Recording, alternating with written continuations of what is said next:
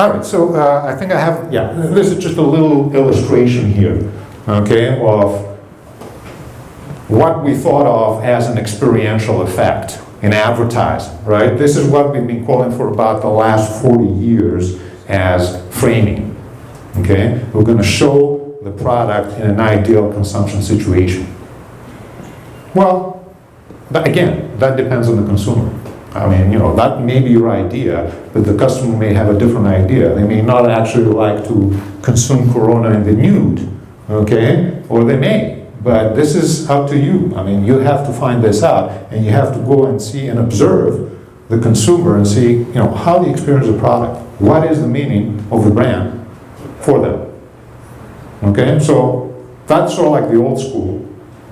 That's coming one way, but it has to come back out to the brand from the consumer from now on.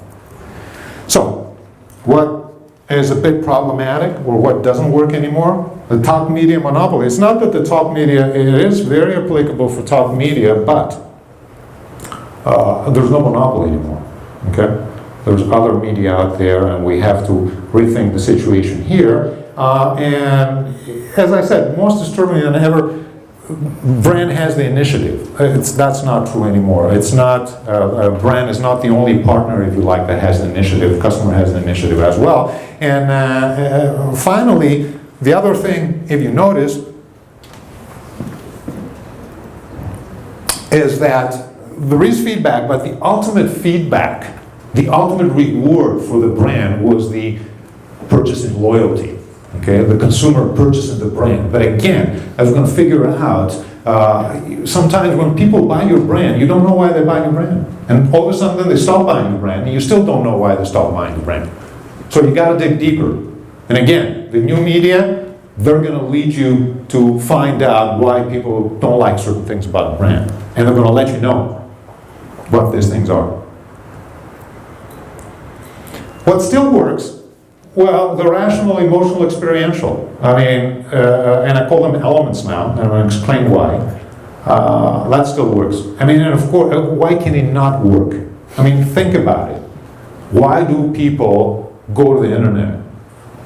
They're going to find information, the rational element. They're going to share their experiences about brands, the experiential element, and it makes them feel good. The emotional element. So all these three elements are still alive. They're still critical for the brand success. But now, we have to change the outlook. We have to bring in the customer as the partner in this model, which was not in the model before. Okay? Because it is the customer that gives meaning to the brand. And as I said before, now I'm not using the word effect. Because again, the effect shows that initiative, that one-way traffic, that the customer is a stationary target, and then we're going to hit them with the message, and then the only option the customer has is to accept or reject the message. Cannot hit back. But that's wrong. The customer is not a sitting target, is a moving target, number one, and now can fire back. And actually, we can become the target of the customer, not just in a bad way, in a good way as well. So we have to, in the dynamic systems terminology, okay, and I'm not trying to be cheeky here, you have to close the loop. And you have to figure out how to close the loop. So, what do we do? Where do we go from here? How do we start from the old HCW, how communications work, build it up, and make it something that's going to accommodate the customer, and therefore give us some ideas about strategy and planning. And I'm going to leave the implications for implementation to you. Probably you know better than me, but I just want to share some top-level ideas here. All right. So my idea is you have to go back to the ingredients. All right. If you want to cook up a recipe, then you have to go back to the basic ingredients. And that's my beautiful rainbow here. Okay. And we've got 3 layers. And now the first idea is rational, emotional, experiential. Not effects anymore, benefits. Why do people buy brands? They're seeking benefits that's going to make the brand meaningful to them. And if that's not going to happen, if the brand is not meaningful to them, purchase is not going to happen. Meaning doesn't have to be deep, but there's got to be a meaning attached to the brand. and it's the customers that are going to do it. Okay? So let's go back to our running shoe example, one of my favorite examples. Okay? So you go to the store, you put on a pair of Nike shoes, and maybe your first reaction is, the shoe is very comfortable. Okay? Which means that the shoe is well made, or seems like it's doing its job. And this is what I call a core functional benefit. Okay? This is a rational benefit, if you like. So the shoe is well made, I can rely on the shoe, seems to be of high quality. And this is pretty much in the control of the brand, because the brand makes the product. So there's nothing about losing control but this one. But when I go out and use the product, then other things happen as well. The emotional benefits. Okay, I enjoyed my run. So I like running in these shoes. I like it. I can feel a connection here, right? Makes me feel good. And then if you use it over and over again, then there's even a greater benefit. The total experiential benefit that I'm in great shape. I'm in good shape. I feel good about myself, about my shape. And I have a positive experience with these shoes. And the argument I'm making here is, these are the two things that are shaped by that is totally up to the customer, that give the brand meaning. All right? So the meaning of the customer resides on whatever emotional and experiential benefits gets from the brand, of course, using the brand. And since we're talking about Nike shoes, I think one of my favorite examples, our favorite examples, is Nike Plus, right? Which pretty much embodies that conversation starting, conversation kicking idea, right? Is it an offer and a product and applications, all these things, but it starts conversations about the product. Facilitates interaction. Facilitation is another big word, okay? Maybe it's more of a think medium, all right, where there is interaction. People can write blogs about their experiences, can read blogs, can tag the brand, can tag the different people that write on the blogs as well, and they can challenge other people. So they build up the experiences, and now you have a tool here where you actually can source the meaning of the brand from the customer. So what does this mean is that there's a core, and there's two layers of shells there. The core is very rigid. The core is with the brand. The brand is in control of the core. But the shell is pretty much game for the customer. The shell can be shaped, okay, by the customer. Think about it as Play-Doh. Play-Doh, the clay, where you can shape it into different shapes and things like that. Think about the emotional experiential benefits of the customers are as the moldable elements of the brand.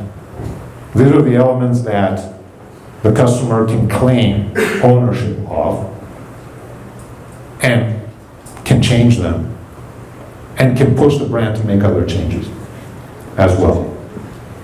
Okay?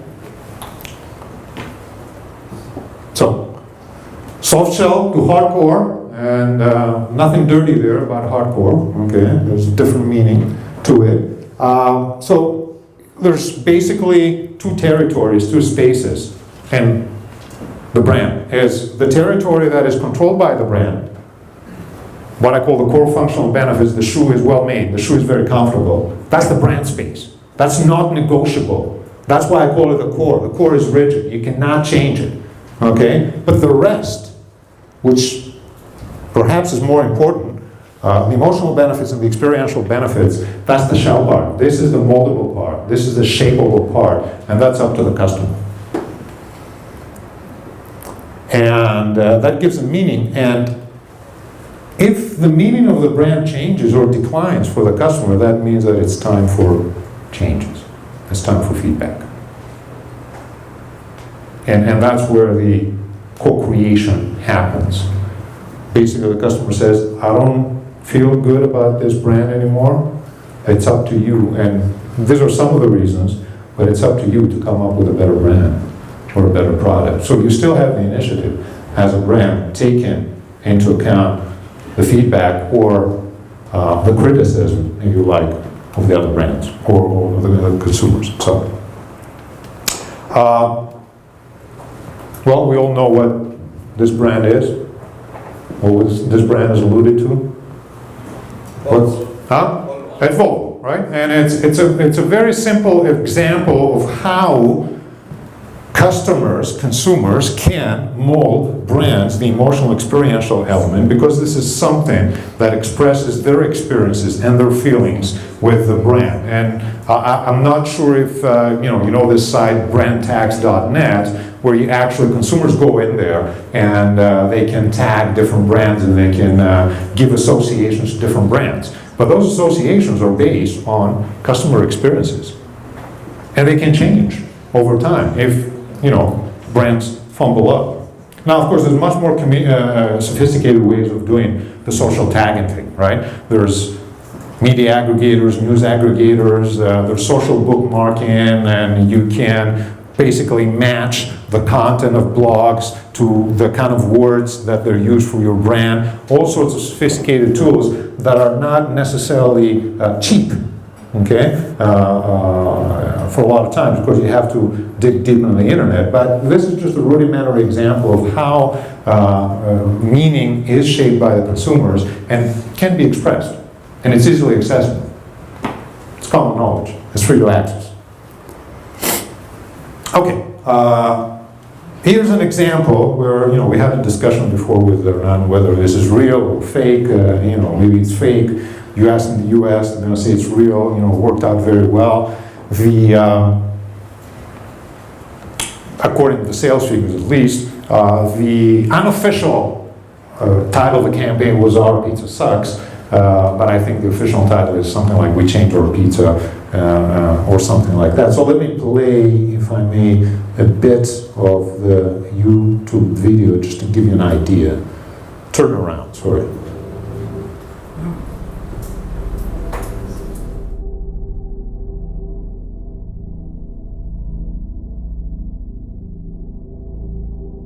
There comes a time when you've got to make a change. You can't lead a company like this unless you love food. I love food. I love pizza. It was about 50 years ago that they started the first store just about 5 miles from here. Two brothers had a great idea, and they also said they wanted to get it delivered within 30 minutes, and that's something that no one said could be done. In fact, the first pizza delivery vehicle for our company is that vehicle right there. Around in the 80s, we were exploding. We were the fastest growing company in the history of franchise business. Nothing had ever grown like that. Now we're almost 9,000 restaurants around the world. We love what we do at Domino's. Pizza, where's the love? How hard? Bread, sauce, cheese, fresh ingredients. Doesn't feel like there's much love in Domino's pizza. Domino's pizza crust to me is like cardboard. Is it hard to watch this stuff? Yeah, it's hard to watch. I hear what some folks are saying about our stuff. Oh, this one's bad. Worst excuse for pizza I've ever had. The sauce tastes like ketchup. Totally void of flavor. You know what? When you first hear it, it's shocking. The cardboard complaint is the most common one. This we hear over and over and over. I mean, that hits you right in the heart. This is what we've done. This is what I've done, for 25 years now. You can either use negative comments to get you down, or you can use them to excite you and energize your process of making a better pizza. We did the latter. Most companies hide the criticism that they're getting, and we actually faced it head on. Some people didn't get us credit for the taste of our product. That's what we're fixing. We listen to our consumers, and they want us to be better, and we want them to be happier. We want people to love our pizza. This is what's driving us. This is what's lit the fire under us. This is what's making us want to get better. Who are we? Pizza! It's been crazy down here. We had our best chefs working hard to find the best combination, looking at 10 crust types, 15 sauces, dozens of cheeses. You can't just add a little salt or add a little something to the recipe. I mean, we basically had to start over with a new recipe. And they were working day and night and weekends to get it done. You know, this is Roxanne. She's one of the lead chefs for pizzas, and she's constantly trying new stuff, and she's saying, try this and try that. You know, the day she put this in front of me... Okay, I think we got the idea here, but, you know, as the guy said, even if it's a setup in some sense, or, you know, obviously they pick and choose whatever criticism kind of like suits them, the idea is the same. As the guy said, you know, you can take negative criticism and you can turn it into something constructive, right? And you can do that. You have the opportunity to do this. So supposedly, it started with social media. That's where the complaint started off. Then they picked some people with focus group that became more obvious, and then they made changes in the product, and they came back with it. And, well, we're not sure whether customers are happy with it or not, but they're doing better, okay, sales-wise. And it's kind of nice, or maybe disturbing, to see how people get too excited about what they're doing, you know, or Domino's Pizza and all that. I'm not so sure, but I guess it's a good sign, you know. So some people love what they do. Now, remember, you know, we talked about the two kinds of spaces, you know, the meaning space and the core space, brand space, and now it works the other way around, you know. Now, this is the way it comes down from the consumer. You know, pizza sucks. Dough tastes like cardboard. Crust tastes like cardboard. We don't like it, okay?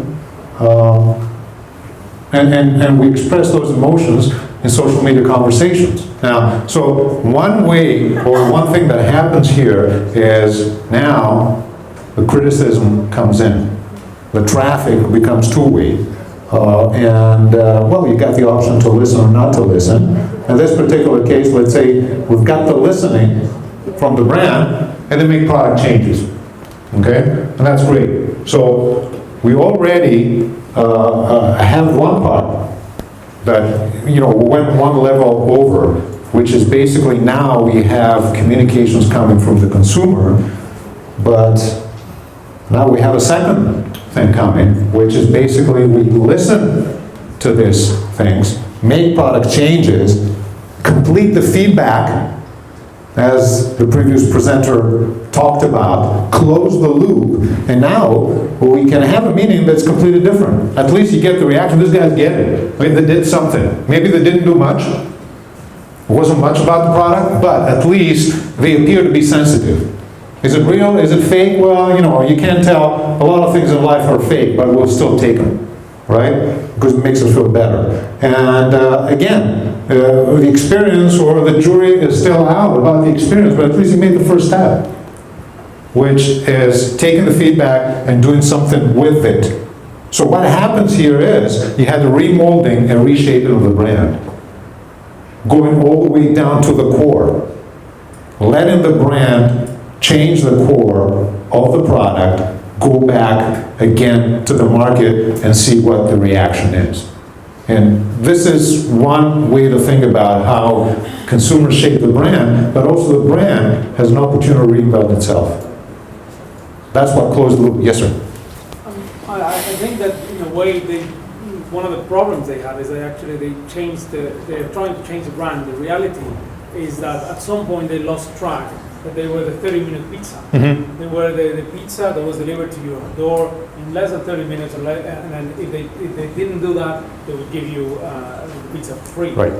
I don't know when they lost that, and by losing that, they're not giving you a pizza that is 20 minutes or 15 minutes out of the oven, and it's not as fresh. Right. So yes, they can change now the ingredients, but the pizza will continue to suck, because if they continue to deliver it late, they're going to have a problem.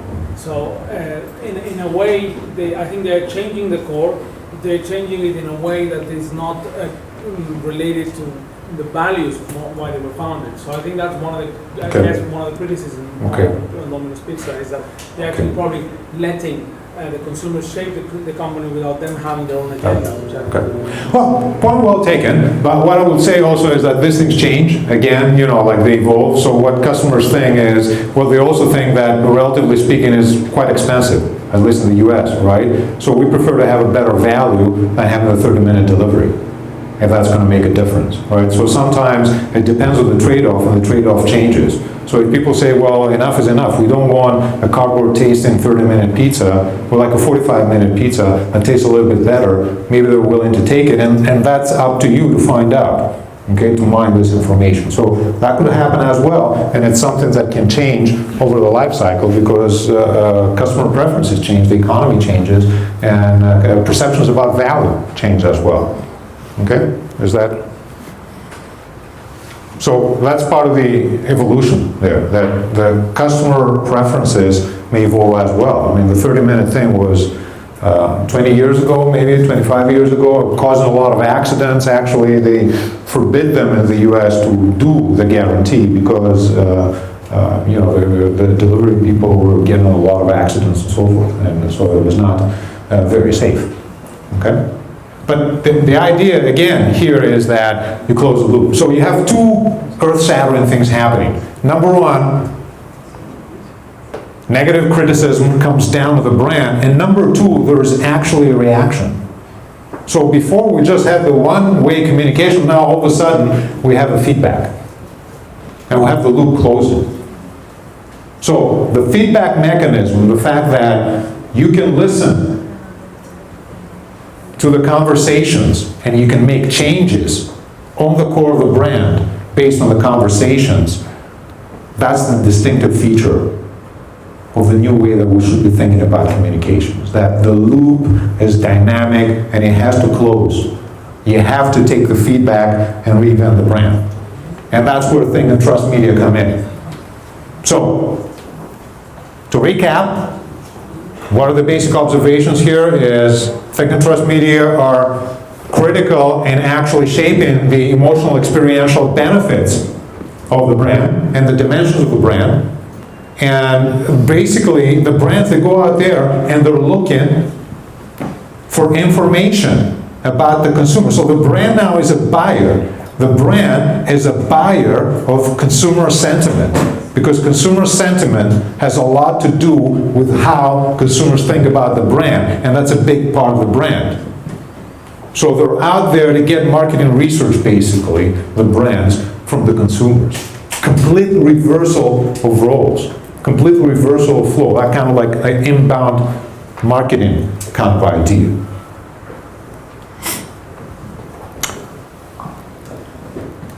Now, the other observation that we have here is pretty much that, as we said, you don't necessarily lose control, because you're still in charge of how you're going to make the product, how you're going to redesign the product. The core benefits are with you, are non-negotiable. What is negotiable is the experiential and the emotional benefits. Repurchasing royalty is not the only feedback, because that's not going to give you any ideas about, you know, what you're doing well and what you're doing badly. And the co-creation is a concept, is an idea about equal ownership of the brand between customers and brand.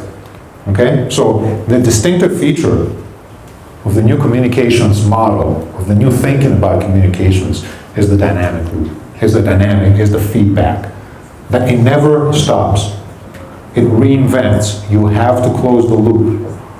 Nothing stays forever. Quality is not staying forever. Customer perceptions about your product don't stay forever. Customer perception of what a good product is change as well, because you've got competition coming in. We're going to talk a little bit about that. All right? So, what is the new thinking here? Well, you're going to see a picture of that, and I swear to God, I didn't see the previous presenter's presentation, Professor Sturman's, but it's pretty similar, right? What you had in the past was this. I mean, the old model was this shorter loop, okay? The rational benefits now became core benefits, quality. I call it quality core benefits. The rational and experiential elements have become customer meaning and customer experience. And the old loop was closing here with the repurchase. So people were buying a brand, you were happy as a brand. But now the loop is at least double. It's got the network effects. And in fact, customer experience has not shaped until it gets here. And it gets negotiated in the social network, in the conversation. So the conversations become the big grinder of what is the distilled identity, the distilled meaning of the brand, based on the customer experience which is shared.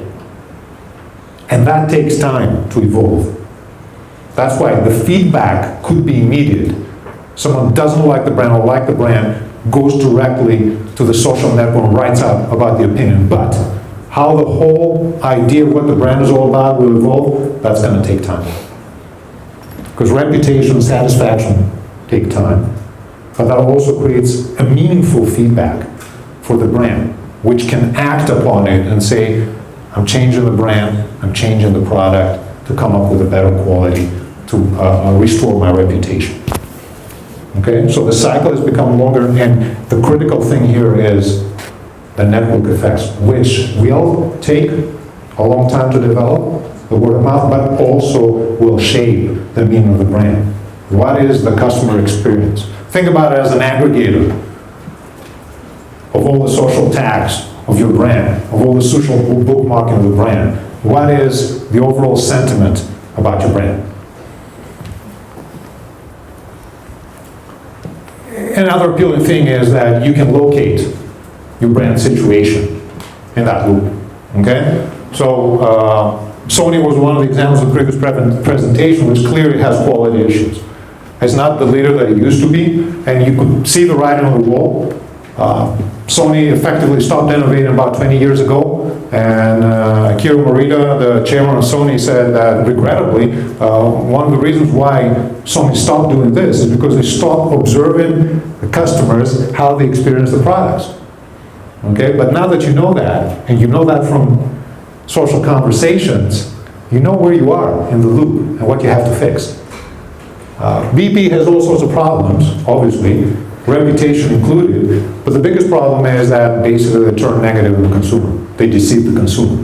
Gap has a different problem in the sense that they could not discover their meaning, but hopefully they're finding it, and they're at this part of the loop.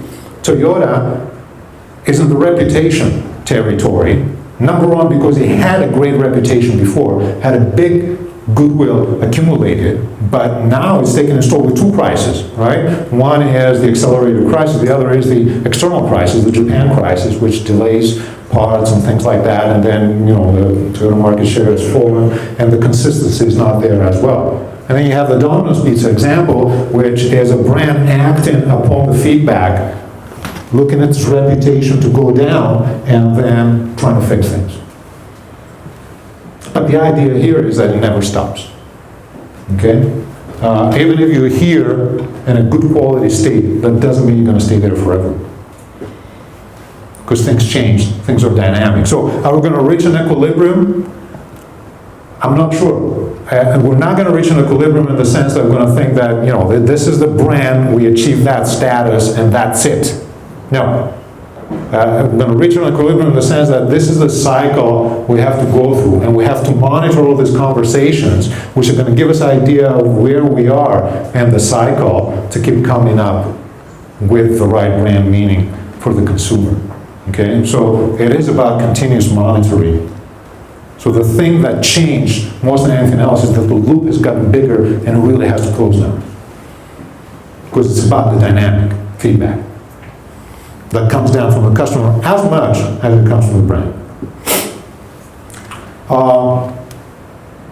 We've already talked about these things, so just a couple of notes here that network reputation and co-creation, which I consider the Domino's Pizza example, are things that they take time.